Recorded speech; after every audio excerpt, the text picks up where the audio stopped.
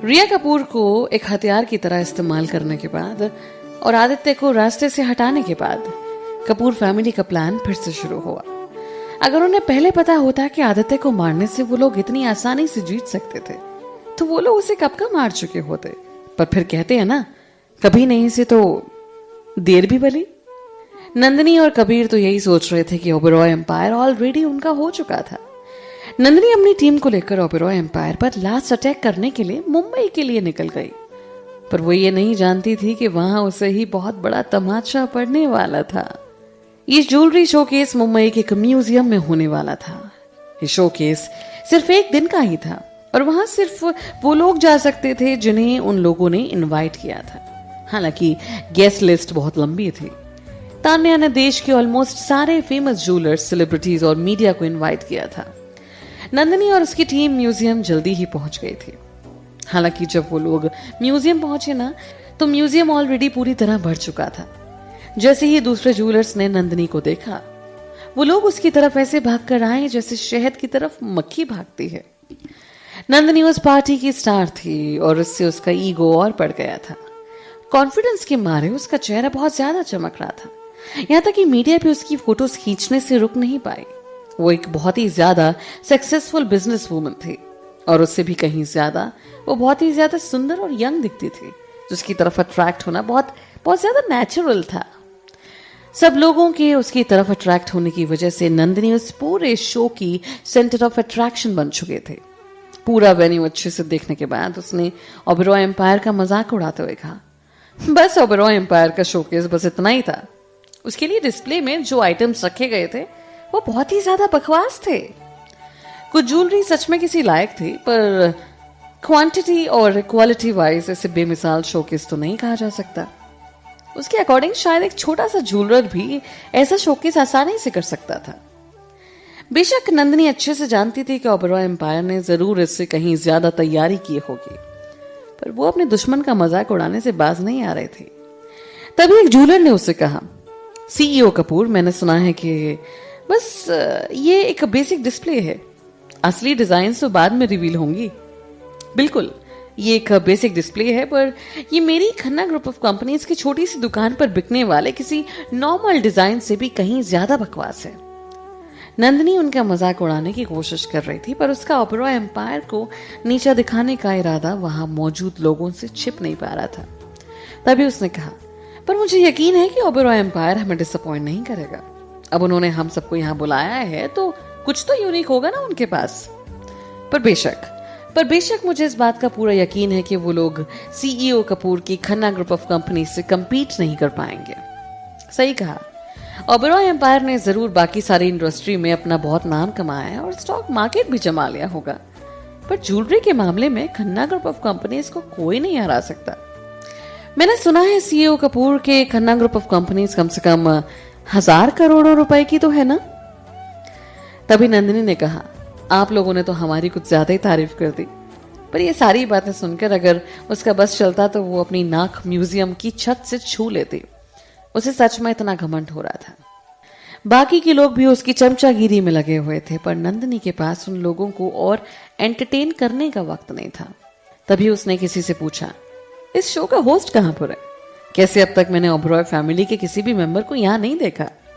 जैसे ही उसने ये कहा, एक लंबा सा आदमी उसके पास आया और मुस्कुराते हुए बोला, मिस कपूर, आपसे मिलकर अच्छा लगा। मैं ही इस शो के इसका होस्ट हूं। अगर आपको कोई भी क्वेश्चन पूछना है तो आप मुझसे पूछ सकते हैं। नंदिनी उसे देखकर हैरान हो गई थी। तभी उसने कहा, मिस्टर समीर मोदी, आप यहां कैसे? बाकी सब लोग भी उसे ये देखकर हैरान हो गए थे। वो दिल्ली का एक बहुत बड़ा ज्वेलर समीर मोदी था।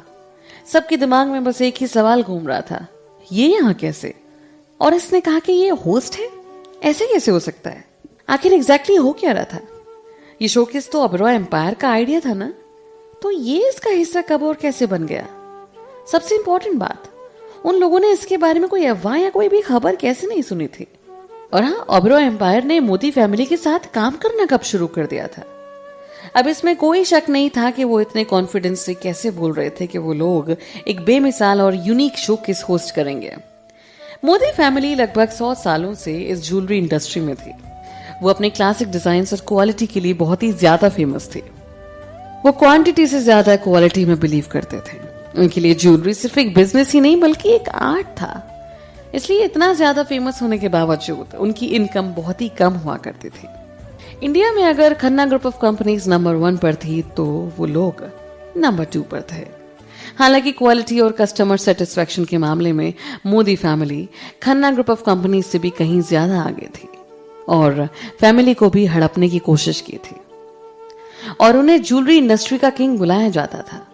नंदिनी ने मोदी फैमिली को भी हड़पने की कोशिश की थी पर वो इसमें फेल हो गई थी और उसके बाद उसने उनके साथ पार्टनरशिप करने के लिए भी पूछा पर उन्होंने उसके लिए भी मना कर दिया था। इसलिए जब उसने समीर को वहां देखा तो ये देखकर हैरान हो गई कि मोदी फैमिली ने पार्टनरशिप के लिए आखिर ओबेरॉय एम्पायर को ही क्यों चुना, उसे क्यों नहीं। अगर ये शोकेस ओबेरॉय एम्पायर और मोदी फैमिली ने मिलकर किया था तो जितना उसने इस शोकेस के बारे में सोचा था इसका रिजल्ट कुछ और ही होने वाला था। यह ख्याल ही नंदिनी को बहुत परेशान कर रहा था पर उसने किसी तरह खुद को शांत किया। पर जब समीर ने उसे ये कहा कि उसका शक यकीन में बदल गया। मैं यहाँ इसलिए आया हूं क्योंकि ये जॉइंट शोकेस है जो कि ओबेरॉय और मोदी फैमिली ने मिलकर ऑर्गेनाइज किया है और हमने ये न्यूज पहले रिलीज इसलिए नहीं की क्योंकि हम लोग सबको एक बहुत ही अच्छा सरप्राइज देना चाहते थे। ये सब बातें समीर ने एक बहुत ही अच्छी टोन में कही जिससे उसके मैनर्स साफ दिखाई दे रहे थे। नंदिनी का चेहरा गुस्से से लाल हो चुका था। ये सरप्राइज सच में उसके लिए कोई हैप्पी सरप्राइज तो नहीं था। अगर उसे पहले पता होता कि मोदी फैमिली ओबेरॉय एम्पायर के साथ मिलकर काम करने वाली थी तो वो अपना अटैक पहले से ही तैयार कर लेते। वो वहां उस दिन ओबेरॉय एम्पायर और शोकेस को फेल होते हुए देखने आए थे। हालांकि समीर की फैमिली के वहां होने से शोकेस बहुत ही ज्यादा सक्सेसफुल हो सकता था और इससे उसका ओबेरॉय एम्पायर को खत्म करने का इरादा पूरी तरह बिगड़ सकता था। तभी नंदिनी ने स्माइल करते हुए कहा, मिस्टर समीर आप सच में मजाक कर रहे हैं? ज्वेलरी इंडस्ट्री में ओबेरॉय एम्पायर एक बच्ची की तरह है तो मोदी फैमिली उनके साथ पार्टनरशिप करने की बेवकूफी भला कैसे करेगी? समीर मुझे ये कहना पड़ रहा है कि अगर सच में आपने ऐसा कुछ फैसला किया है तो आपका ये फैसला बहुत ही गलत साबित होने वाला है। समीर ने डायरेक्टली उससे पूछा, मतलब मिस कपूर आपको ऐसा लगता है कि मैं ओबेरॉय एम्पायर के साथ पार्टनरशिप करके कोई घाटे का सौदा कर रहा हूं? ये सुनकर नंदिनी की बोलती बंद हो गई थी। वो मन ही मन सोच रही थी कि क्या ये सच में ऐसे बोल रहे हैं? ये ऐसे डायरेक्टली ऐसा सवाल कैसे पूछ सकता है? हालांकि नंदिनी ने उस सिचुएशन को स्माइल करते हुए संभाल लिया और वो बोले, नहीं मेरे कहने का मतलब ये नहीं था। मैं तो बस इतना बोल रही थी कि इस वक्त ओबेरॉय एम्पायर के साथ काम करना आपके लिए सही नहीं होगा। समीर ने भी सर हिलाकर उसे मुस्कुराते हुए कहा, मैं समझ सकता हूं कि आपके कहने का क्या मतलब था पर जैसे कि ओबेरॉय एम्पायर ज्वेलरी इंडस्ट्री में एंटर करना चाहता है तो इसलिए ये कोलैबोरेशन फ्यूचर को ध्यान में रखकर किया गया है। तभी नंदिनी ने उसे जानबूझकर कहा, मैं ये देखकर हैरान हूं कि मोदी फैमिली ओबेरॉय एम्पायर पर इतना ज्यादा भरोसा कर सकती है। वो उससे कहना चाहती थी कि हो सकता है कि ओबेरॉय एम्पायर ऑनलाइन बिजनेस में शायद बहुत अच्छा रहा होगा पर ज्वेलरी के मामले में खन्ना ग्रुप ऑफ कंपनीज अब भी बेस्ट थी।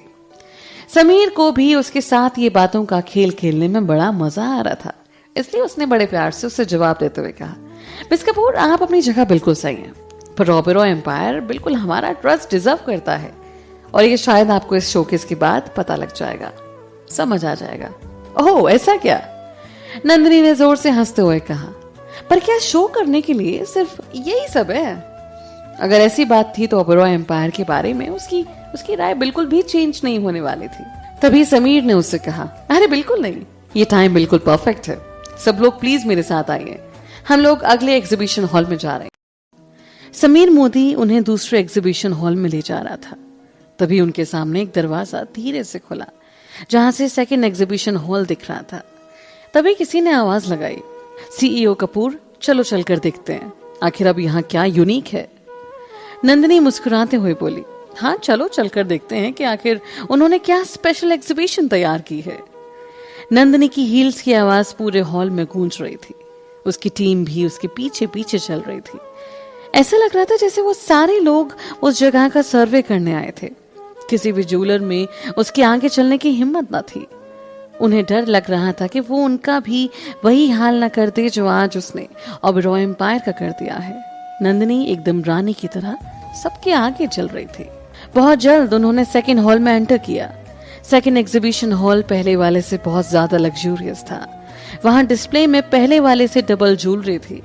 उस पूरे एग्जीबिशन हॉल में लगभग 50 पीसेस रखे हुए थे। ज्वेलरी पर फोकस करने के लिए लाइट बहुत ज्यादा ब्राइट थी, इसलिए ज्वेलरी के स्टोन्स उस स्पॉटलाइट से चमक रहे थे।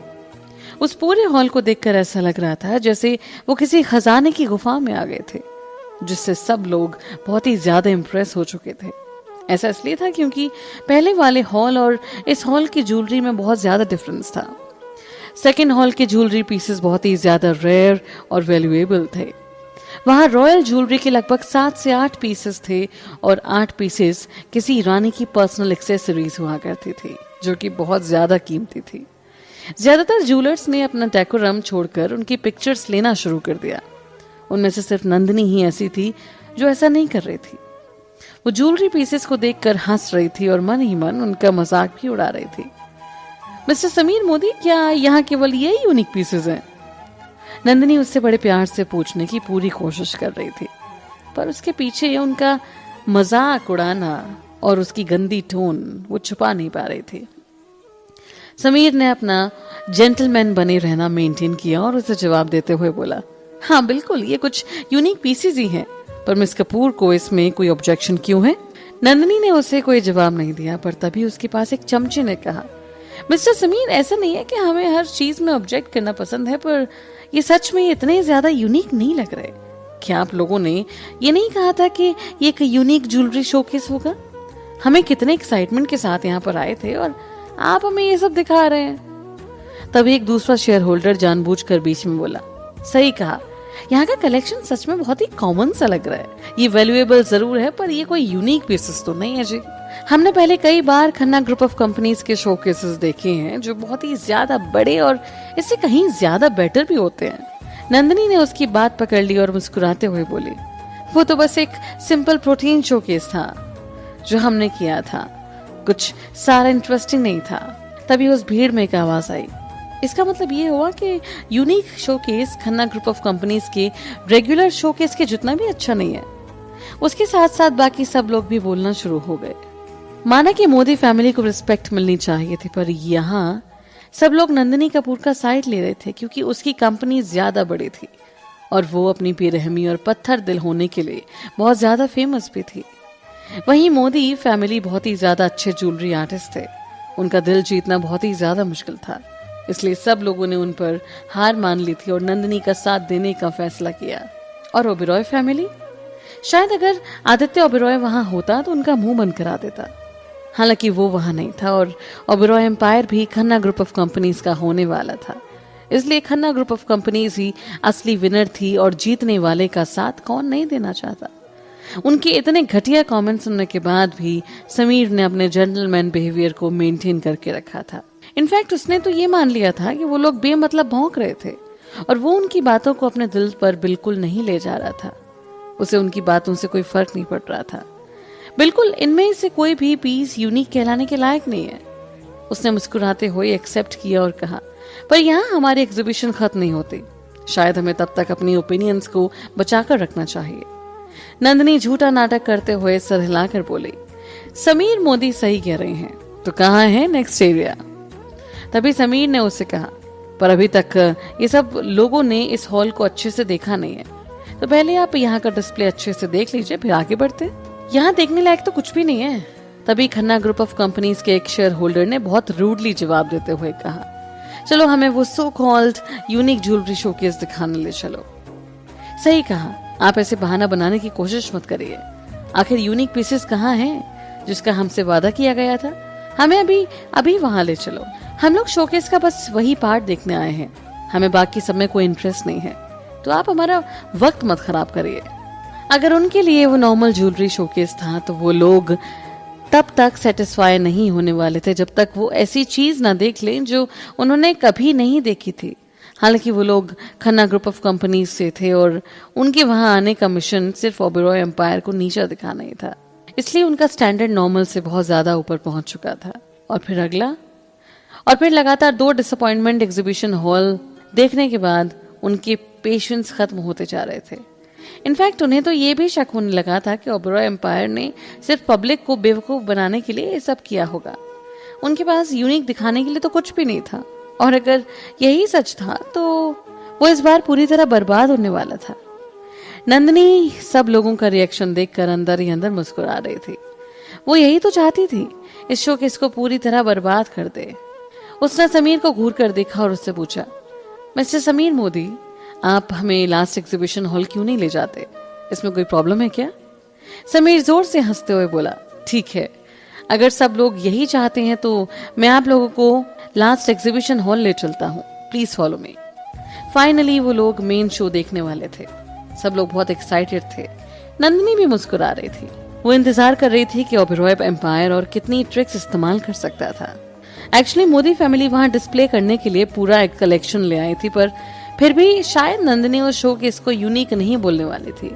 उन्हें यूनिक बोलना बहुत एक्स्ट्रा ऑर्डिनरी हो जाता, इसलिए एक तरीके से ओबेरॉय एम्पायर ने खुद के लिए ही खड्डा खोल दिया। वो हॉल म्यूजियम के सेकंड फ्लोर पर था और बहुत ही ज्यादा बड़ा था। तभी सिक्योरिटी ने उस हॉल का ग्रैंड सा दरवाजा खोला और वहां से बेहद खूबसूरत लाइट की रोशनी बाहर तक आने लगी। सारे गेस्ट ने अपनी आंखें वहीं गड़ा रखी थी, और जैसे ही वो लोग अंदर गए उन्होंने डिस्प्ले में बहुत सारी ज्वेलरी लगी देखी। हॉल की 2 दीवारें पूरी तरह ज्वेलरी से भरी हुई थी। वहां डिस्प्ले की 2 लंबी लाइनें थीं जो बहुत ही ज्यादा लंबी और चौड़ी बनी हुई थी। दूसरे शब्दों में कहें तो वो दीवारें पूरी तरह गोल्ड और सिल्वर ज्वेलरी से भरी हुई थी। ये ज्वेलरी कलेक्शन पहले वाले दोनों हॉल से सच में कहीं ज्यादा बड़ा था। ऐसा अरेंजमेंट देखकर सबकी आंखें फटी की फटी रह गईं। यहाँ तक कि रिपोर्टर्स भी अपनी हैरानी में फोटोज तक लेना भूल गए थे। नंदिनी की मुस्कुराहट कहीं गायब हो गई थी। वो मन ही मन सोच रही थी कि ओबेरॉय एम्पायर के पास डिस्प्ले करने के लिए इतनी सारी ज्वेलरी कहाँ से आई? ये इम्पॉसिबल है, इनके पास इतना सारा स्टॉक हो ही नहीं सकता। तभी समीर ने आगे बढ़कर मुस्कुराते हुए उन लोगों से कहा, प्लीज आप सब लोग अंदर आ जाइए, ये लास्ट एग्जीबिशन हॉल है। सब लोग उसके पीछे पीछे चल रहे थे। तभी समीर ने आगे बढ़कर मुस्कुराते हुए उन लोगों से कहा, प्लीज आप सब लोग अंदर आ जाइए, ये लास्ट एग्जीबिशन हॉल है। कंटिन्यूअस उन लोगों की फुसफुसाने की आवाज आ रही थी। सच कहूं तो इतनी सारी ज्वेलरी ने उन्हें हैरान कर दिया था। उन्हें बिल्कुल उम्मीद नहीं थी कि उन्हें इतना सब कुछ देखने को मिलेगा। वहां प्रेजेंट हर एक पीस बहुत ही ज्यादा वैल्यूएबल लग रहा था। तभी सारे ज्वेलर्स और मीडिया जल्दी से आगे आकर हर तरफ देखने लगे, और तभी उन्हें वहां एक इशू मिल गया। तभी उनमें से एक आदमी चिल्लाया, ये सब झूठ है। सब लोग डिस्प्ले को बहुत ध्यान से देख रहे थे। बाद में उन्हें पता चला कि वो सच में रियल ज्वेलरी के माउंटेन्स नहीं थे, बल्कि आंखों का एक धोखा था। डिस्प्ले रैक्स को माउंटेन शेप में डिजाइन किया गया था और उनके ऊपर ज्वेलरी चढ़ाई गई थी। लाइटिंग्स की वजह से ऐसा लग रहा था कि वो बहुत सारी ज्वेलरी पीसेस के पहाड़ थे। नंदिनी ने पास आकर ये चीज कंफर्म की तो उसकी गायब हुई स्माइल उसके चेहरे पर वापस आ गई। तभी उसने ऊंची आवाज में कहा, समीर मोदी, इन सब का क्या मतलब है? क्या आप हमें बेवकूफ बनाने की कोशिश कर रहे थे? तभी उसके एक चमचे ने कहा, सीईओ नंदिनी बिल्कुल ठीक कह रही हैं। ये तो साफ साफ एक धोखा है। जितनी ज्वेलरी यहाँ दिख रही है वो असली ही नहीं। वो लोग उस भीड़ को उकसाने लगे जो वाकई धोखा खाने पर बहुत ज्यादा भड़क गई थी। समीर मोदी उनकी बातों पर हंसता हुआ बोला, हम लोग आपको कैसे फंसा सकते हैं? ये रैक्स स्पेशली ज्वेलरी डिस्प्ले करने के लिए बनाई गई हैं। आप लोगों को सच में इसमें कोई प्रॉब्लम है? तब उन सब लोगों को समझ आया कि इसमें कुछ गलत नहीं था। अगर उन्हें कुछ रिएक्ट करना भी चाहिए था तो उनके उस डिजाइन जो कि डिस्प्ले में लगे हुए थे उन्हें प्रेजेंट करके इम्प्रेस होना चाहिए था। पर हमें एक यूनिक शोकेस का वादा किया गया था। नंदिनी पागलों की तरह एक ही बात पर अड़ी थी और बार बार एक ही चीज बोले जा रही थी। डिस्प्ले करने के स्पेशल इफेक्ट्स के अलावा यहाँ यूनिक ज्वेलरी जैसा कुछ भी नहीं है, और अगर ऐसी बात है तो मेरी खन्ना ग्रुप ऑफ कंपनीज रोज एक जैसा यूनिक शोकेस ओपन कर सकती है। सही कहा, ये सच में बहुत ही ज्यादा डिसअपॉइंटिंग है। इसलिए मोदी फैमिली 100 सालों की हिस्ट्री के साथ बस इतना ही डिस्प्ले करने में कैपेबल है। और जैसे कि ओबेरॉय एम्पायर सच में खत्म होने वाला है तो इसलिए शायद ये लोग एक दूसरे के साथ काम कर रहे होंगे। समीर मोदी स्टेज पर खड़ा हुआ और उनके कमेंट्स को एक पॉजिटिव वे में लेते हुए उसने कहा, यहाँ पर मौजूद हर ज्वेलरी पीस मोदी फैमिली की प्राइवेट कलेक्शन से लिया गया है, और जैसा कि आप सब लोगों को यह कहना है कि यहाँ का कोई भी पीस यूनिक कहलाने लायक नहीं है, तो मैं चाहता हूँ कि आप लोगों में से कोई और मुझे इससे कुछ बेटर दिखाए। तब वहाँ मौजूद भीड़ को यह एहसास हुआ कि वहाँ डिस्प्ले में रखा हर पीस सच में बहुत यूनिक था। पहले वो लोग इस ड्रामे में इतना खो गए थे कि उन्होंने किसी भी ज्वेलरी पीस को ध्यान से देखा ही नहीं था, और अब जब उन्होंने हर ज्वेलरी को ध्यान से देखा तो ये सच था कि वहाँ मौजूद हर पीस सच में बहुत ही ज्यादा कीमती लग रहा था। वो सारे पीसेस बहुत ही इंप्रेसिव बैकग्राउंड से थे और इतने सारे एक्सक्लूसिव ज्वेलरी पीसेस एक साथ एक ही रूम में देखना लाइफ टाइम एक्सपीरियंस था। उनमें से कोई भी ऐसा कलेक्शन नहीं दिख सकता था जो मेरे लिए ना हो, यहाँ तक कि खन्ना ग्रुप ऑफ कंपनीज भी नहीं।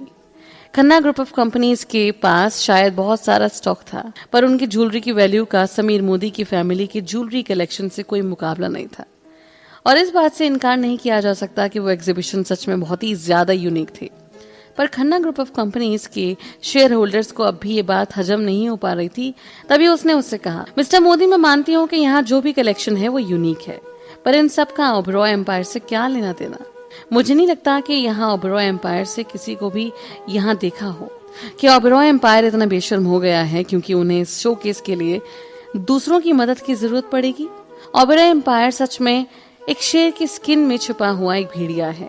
तभी भीड़ को चुप करवाती एक क्लियर आवाज आई, नहीं ऐसा कुछ भी नहीं है। वो बात बस ऐसी है कि ओबेरॉय एम्पायर जैसा स्टार हमेशा लास्ट में ही आता है।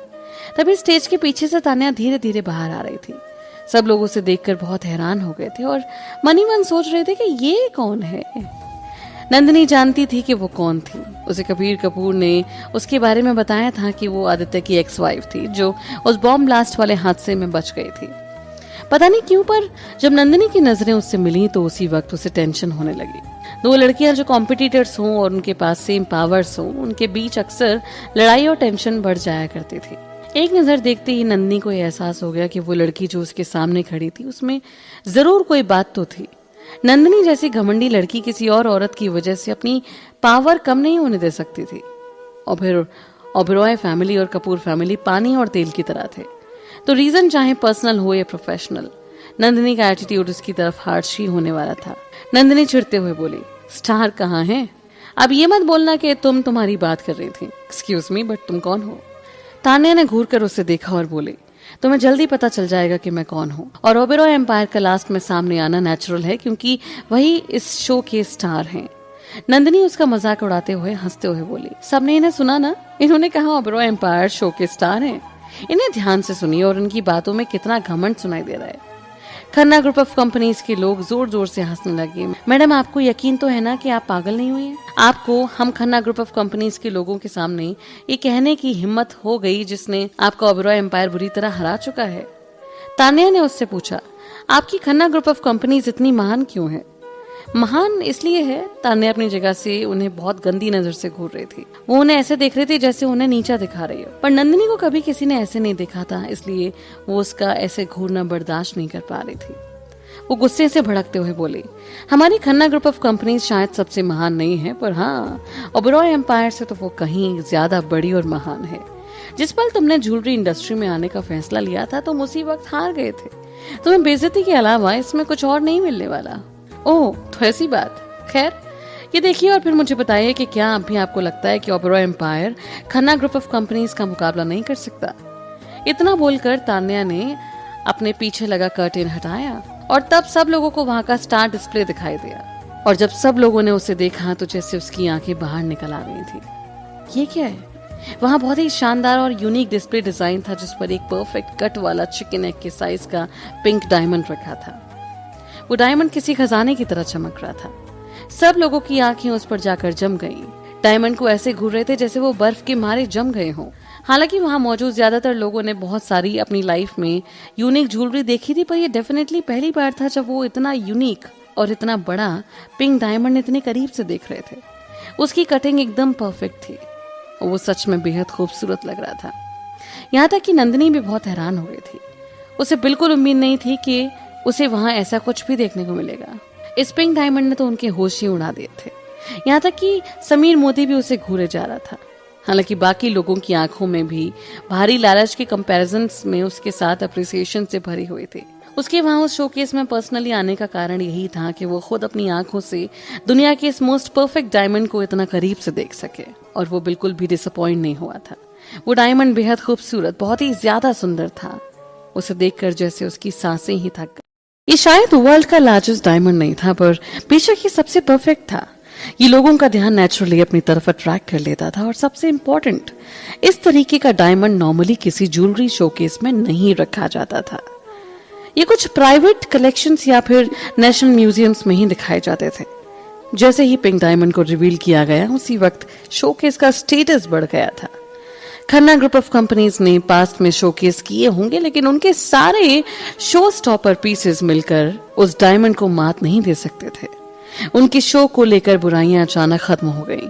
ये सच में बहुत यूनिक शोकेस था। हर कोई ना चाहकर भी उस डायमंड को पास से देखने के लिए आगे झुक रहा था। मीडिया की फ्लैशेस एक बार भी नहीं रुक रहे थे। लोगों का आपस में बातें करना और कैमरा में लगातार क्लिक्स नंदिनी के चेहरे पर एक करारे तमाचे की तरह था। उसने अपनी पूरी कोशिश की ऐसा दिखाने की कि इस पर उसका कोई असर नहीं हो रहा, लेकिन उसके चेहरे पर उसकी रियल फीलिंग्स दिख रही थी और फिर उसकी आंखों में गुस्सा साफ दिखाई दे रहा था। उसने नहीं सोचा था कि ओबेरॉय एम्पायर ये पिंक डायमंड अपनी एग्जीबिशन की एंडिंग के लिए रखेगा। बहुत साल पहले ये पिंक डायमंड एक बार कीनिया की बिलियनियर्स प्राइवेट कलेक्शन में रखा था। मुझे पता है ये खूबसूरती उनकी खुद की माइंड से आई थी। कटिंग के बाद ये एक बार दिखाया गया था, पर उसके बाद मानो ये दुनिया से गायब ही हो गया था। उस साल इस पिंक डायमंड की कीमत 80 करोड़ थी। अब मुझे लगता है कि इसकी कीमत 80 करोड़ से कम तो नहीं होगी। Beautiful, just beautiful. अब ओबेरॉय एम्पायर ने किसी तरह अपने शोकेस के लिए इतना कीमती हीरा मैनेज कर लिया, तो ये हमारी कंट्री की सबसे पावरफुल कंपनी हुई। ये मेरी जिंदगी का सबसे यादगार मोमेंट होगा, एक बूढ़े ज्वेलर ने खुश होते हुए कहा। अब इस दुनिया के सबसे परफेक्ट डायमंड को देखने के बाद मैं शांति से मर सकता हूँ। समीर मोदी सबके रिएक्शंस को सुनकर और देखकर मुस्कुरा रहा था। वो भीड़ की तरफ गया और बोला, एवरीवन, क्या मैं जान सकता हूँ कि क्या सब लोगों को अभी लगता है कि ये शोकेस यूनिक नहीं था? कुछ ज्वेलर्स के चेहरे शर्म से जल गए थे। शोकेस की क्वालिटी पर शक करने के लिए उनके चेहरे पर अब एक तमाचा पड़ चुका था। ऑफ कोर्स, भीड़ ने सर हिलाया, क्योंकि उनकी एक शिकायत उन्हें मुश्किल में डाल सकती थी। आफ्टर ऑल, समीर मोदी की फैमिली की ज्वेलरी अकेले ही काफी थी सबका मुंह बंद करने के लिए। फिर भी उन्होंने जानबूझकर अगर कमियां निकाली तो एक तरह से उनकी अपनी हद पार करना हो जाएगा। लगता है नंदिनी को कुछ कहना है। अचानक तान्या ने स्पॉटलाइट नंदिनी पर कर दी। सबने ना कहते हुए भी नंदिनी की तरफ देखा और उसके चेहरे पर उदासी छा गई। सबको खन्ना ग्रुप ऑफ कंपनीज और ओबेरॉय एम्पायर के बीच की दुश्मनी का वापस ध्यान आया।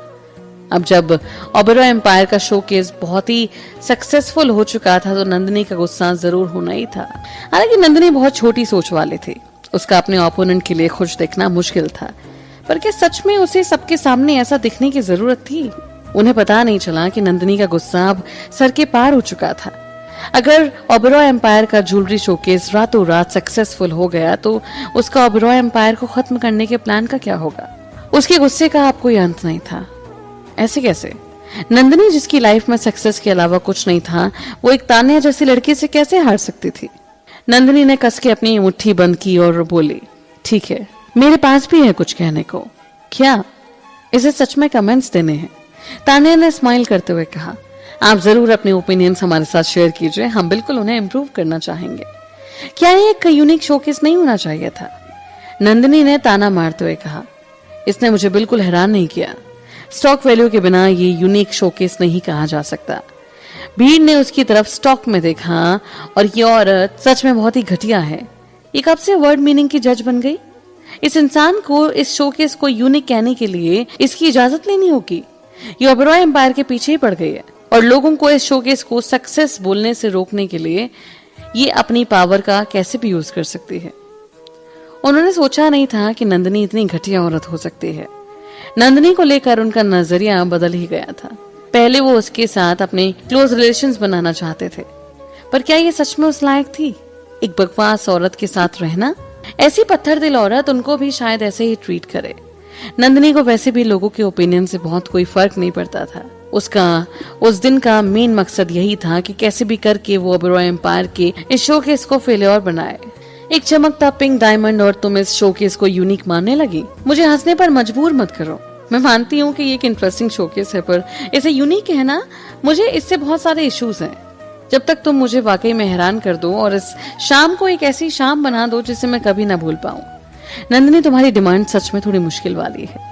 समीर ने जानबूझकर कहा। वो सच में चीजों को मुश्किल बना रही थी। मुझे लगता है कि मेरी डिमांड हद से ज्यादा बड़ी नहीं है, बिल्कुल रीजनेबल है।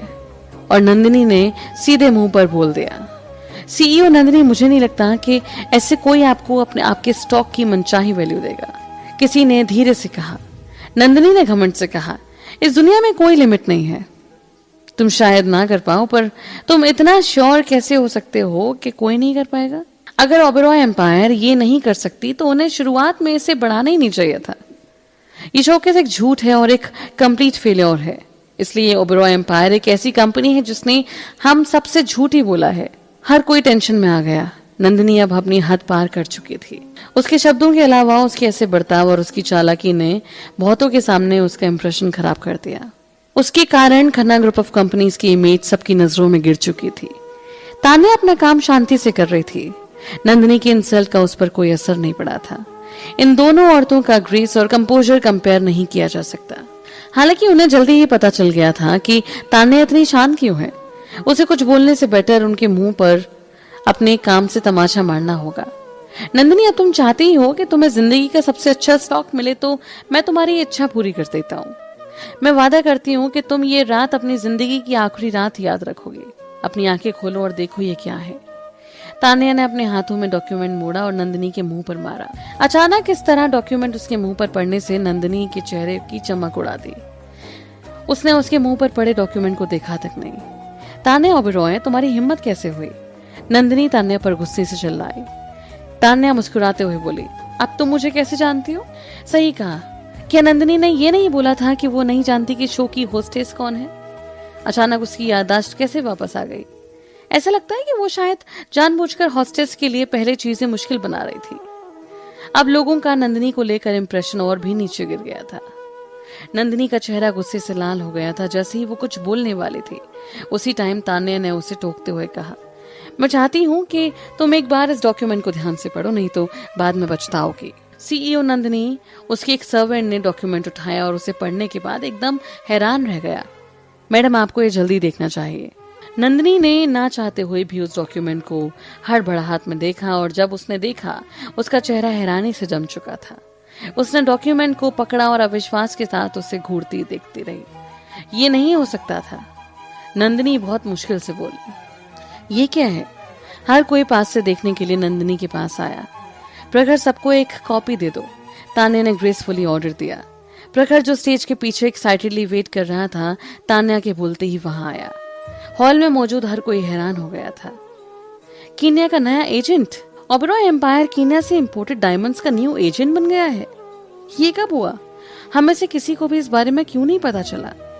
हर कोई शॉक में था। इतनी बड़ी न्यूज के बारे में किसी ने क्यों नहीं सुना? पहले एजेंट कोई और था, ये ओबेरॉय एम्पायर कब बना? ये चीज ऐसी थी जिसने नंदिनी को सबसे ज्यादा शॉक दिया था। ये सही है या नहीं, ये जानने के लिए नंदिनी ने और ध्यान से डॉक्यूमेंट पढ़ा। चाहे कितने ही अच्छे से नंदिनी ने उसे पकड़ा हो, वो डॉक्यूमेंट सही साबित हुआ। ये सच था कि ओबेरॉय एम्पायर अब एक नया डायमंड एजेंट बन चुका था। दूसरे शब्दों में कहें तो खन्ना ग्रुप ऑफ कंपनीज को अब फ्यूचर में ओबेरॉय एम्पायर से डायमंड के लिए भीख मांगनी होगी, नहीं तो उनके पास कोई काम नहीं होगा। अगर फ्यूचर में उन्हें डायमंड ज्वेलरी बेचनी होगी तो उन्हें ओबेरॉय एम्पायर से कच्चा माल मंगवाना पड़ेगा। कीनिया अपने डायमंड्स के लिए फेमस था। खन्ना ग्रुप ऑफ कंपनीज के अधिकतर डायमंड्स वहीं से आते थे। इसलिए ओबेरॉय एम्पायर का डायमंड एजेंट बनने का उसका स्टेटस बहुत ऊंचा हो गया। यही एक प्रॉब्लम आनी थी।